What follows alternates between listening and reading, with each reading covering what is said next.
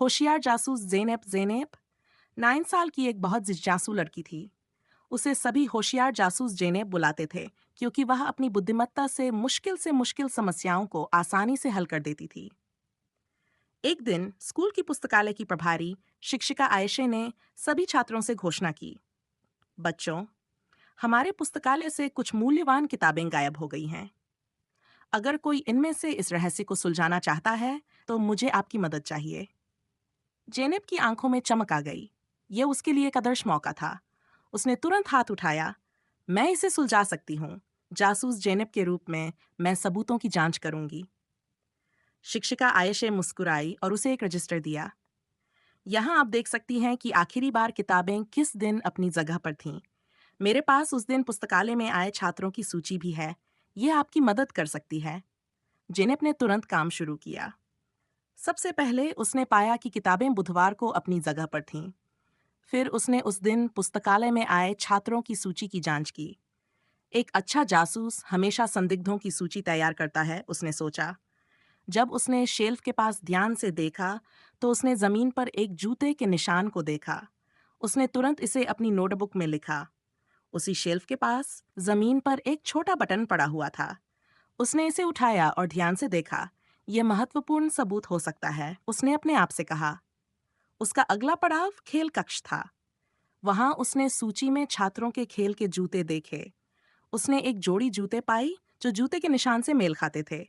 ये जूते अली नाम के एक छात्र के थे। लेकिन जेनेब जानती थी कि उसे किसी को भी पूछताछ करने से पहले सभी सबूत एकत्रित करने चाहिए। फिर वह कक्षाओं में घूमा और छात्रों के कपड़े देखे। आखिरकार उसने देखा कि उसकी दोस्त फातिमा की शर्ट में एक बटन गायब था। अब उसके पास दो महत्वपूर्ण सबूत थे, जूते के निशान और बटन। हालांकि उसने सोचा कि ये एक गलतफहमी भी हो सकती है। उसने फातिमा से बात करने का निर्णय लिया।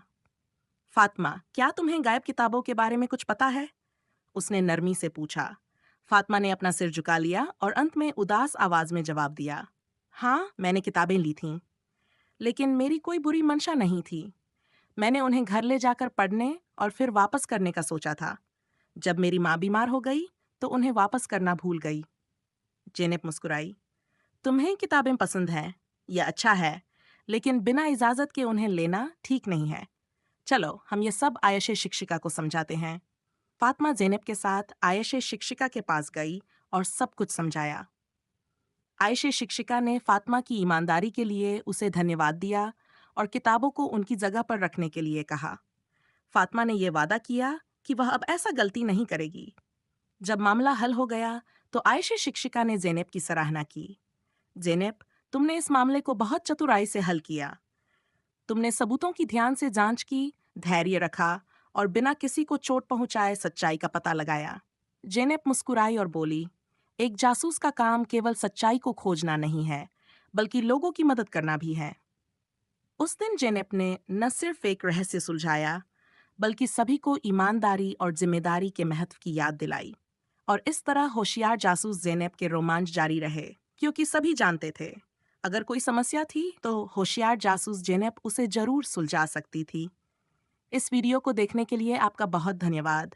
हमें उम्मीद है कि आपको यह पसंद आया होगा।